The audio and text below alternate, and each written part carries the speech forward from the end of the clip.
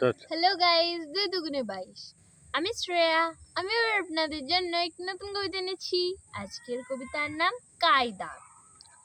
সকাল গড়িয়ে দুপুর হলো, খাবার জোটে না পেটে, অভিমানে ভরা দু চোখটি নরম এসেছে হেঁটে।